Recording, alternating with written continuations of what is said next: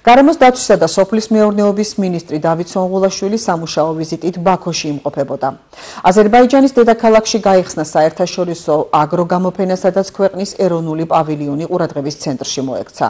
გამოფენას აზერბაიჯანის პრეზიდენტი ეწვია. ილჰამ ალიევმა და დავით სონღულაშვილმა შეხვედრისას საქართველოსა და აზერბაიჯანს შორის ურთიერთობებისა და ერთიანი სტრატეგიული მიზნების არსებობის მნიშვნელობაზე ისაუბრეს.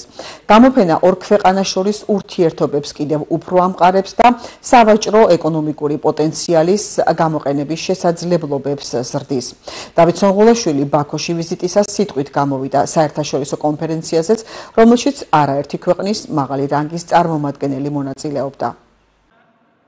ძალიან მნიშვნელოვანი გამოფენა არის, მონაწილეობენ ქართული კომპანიები, საქართველოსთან ბრძანდებოდა აზერბაიჯანის პრეზიდენტი, რისთვისაც დიდი მადლობა მინდა გადავუხადო.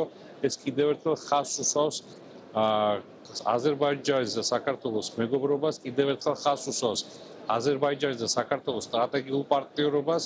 აგრეთვე აქ მონაწილეობა მივიღეთ სხვადასხვა პანელურ დისკუსიებში, რომელიც ბიძღვრილი იყო ამ აგრარული გამოფენისადმი, აგრეთვე კლიმატის ცვლილებასთან დაკავშირებით, რაც მნიშვნელოვანი არის და არის გამოწვევა თანამედროვე მსოფლიოსი.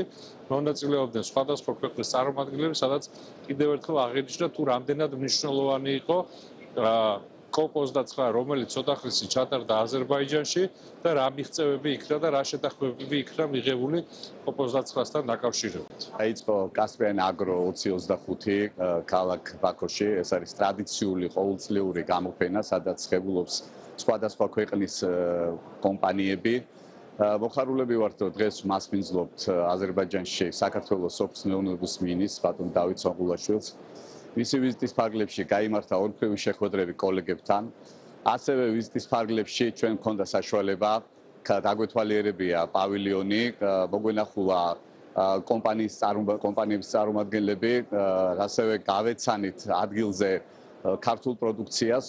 ინტერესი საკმაოდ მაღალია, ძალიან ბევრი წარმომადგენელი აზერბაიჯანის ბიზნესის დღეს იმყოფება აქ და დარწმუნებული ვარ, ძალიან ბევრი საქმიანი კონტაქტები დამყარდება, რაც ხელს შეუწყობს ორმხრივი სავაჭრო ბრუნვის გაზრდას. ძალიან მნიშვნელოვანია სახელმწიფოს ჩართულობა, რადგან მცირე მეწარმეებს ზუსტად გვჭირდება, რომ დაგვეხმაროთ და გზა გვიჩვენოთ, თუ როგორ მოხდეთ სხვადასხვა გამოფენებზე და წარმოადგინოთ ფართო აუდიტორიის წინაშე ჩვენი პროდუქტი.